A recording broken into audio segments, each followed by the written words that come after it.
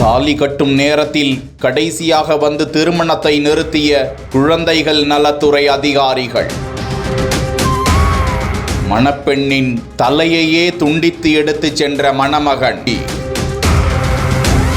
கர்நாடக மாநிலம் குடகு மாவட்டம் மடிக்கேரி தாலுகா முட்லு என்ற பகுதியை சேர்ந்தவர் ஜானகி என்பவரது மகள் அப்பகுதியில் செயல்பட்டு வரும் அரசு பள்ளியில் 10ஆம் வகுப்பு பயின்று வந்தார். இந்த நிலையில் 10ஆம் வகுப்பு தேர்வு முடிவுகள் வெளியான போது அந்த மாணவி 625 மதிப்பெண்களுக்கு 314 மதிப்பெண்கள் எடுத்து தேர்ச்சி பெற்ற கையோடு அந்த மாணவிக்கு திருமணம் செய்து வைக்க பெற்றோர் முடிவு செய்தனர். அபியால் என்ற கிராமத்தைச் சேர்ந்த 32 வயதான பிரகாஷ் என்ற இளைஞரோடு அந்த மாணவிக்கு திருமணம் நிச்சயிக்கப்பட்டு ஏற்பாடுகள் நடந்து கொண்டிருந்த நிலையில் இது குறித்து தகவல் அறிந்த மகளிர் மற்றும் குழந்தைகள் நலத்துறை அதிகாரிகள் திபுதிபுவென மணமகள் வீட்டிற்குள் நுழைந்து இந்த திருமணத்தை செய்யக்கூடாது என தடுத்து நிறுத்தி விசாரணை மேற்கொண்டு விட்டு சென்றனர். திருமணம் கடைசி நேரத்தில் நின்று போனதால் ஏமாந்து போன மணமகன் பிரகாஷ் மாலை நேரத்தில் அந்த மாணவியின் வீட்டிற்கு வந்து தாய் தந்தையை தாக்கிவிட்டு அந்த இளம் பெண்ணை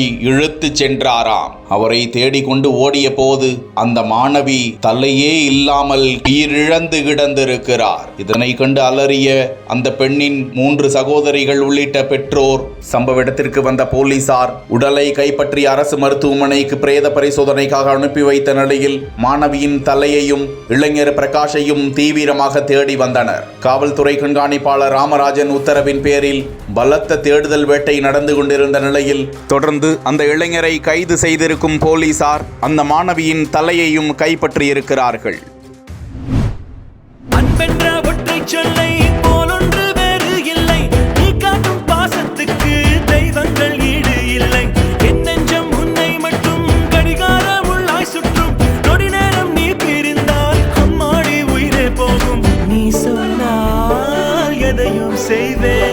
தலையாட்டும் பொம்மையாவே செத்தாலும் புதைத்தாலும் செடியாக முளைத்தாலும் என் வாசம் உனக்கல்லவா.